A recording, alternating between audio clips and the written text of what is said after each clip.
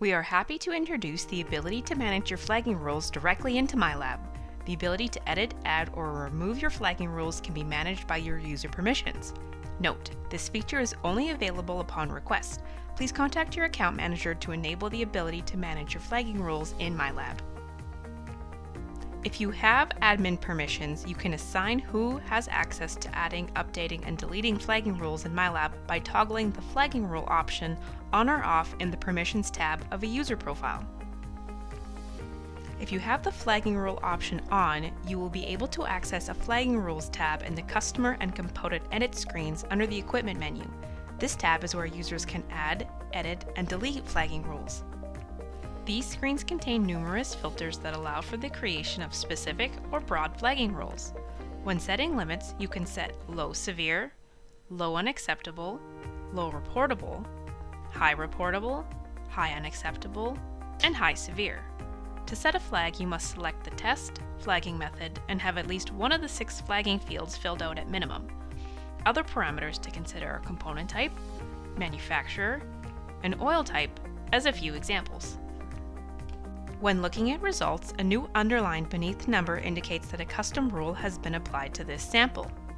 If you click on the result, a histogram will pop up showing the current flagging limits for the test. If you have permissions to manage flagging rules, a link under the graph will be available to add or edit a flagging rule. Once you are in the Create a New Flagging Rule screen, this window features an automatically updated histogram which changes as you edit your limits. Users can also roughly see how many samples will be affected by the limits based on where the line lies on the graph. Before saving a new flagging rule, users must indicate what the rule applies to. In this case, it defaults to component. If you want your flag to apply on a higher level, click Applies to, and in this case, ABC Company. This will make more prompts appear underneath the histogram such as component type, manufacturer, and oil type. Be sure to review these before saving. Here are some frequently asked questions. The flagging rule checkbox is not visible under permissions. What should I do? Please ensure that the flagging rule option is enabled for your user and myLab customer site. What specific user permissions are granted when the flagging rule checkbox is enabled? Enabling the flagging rule permission grants the user the ability to add, edit, and remove custom flagging rules. Without this checkbox, the flagging rule tab will not be visible.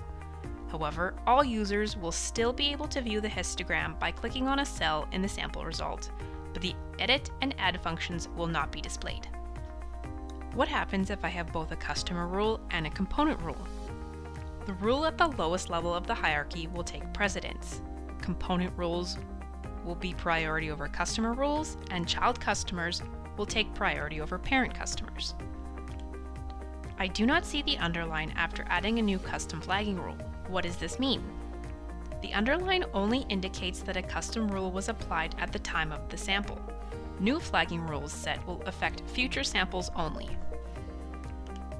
If my parent branch has custom flagging rules set, am I allowed to change them as a child branch? If you have access to your parent branch, then you are allowed to change the rules. Otherwise, you can only add a new rule under your child branch. What if I'm not sure what to put for certain flagging rules, like % below and % above?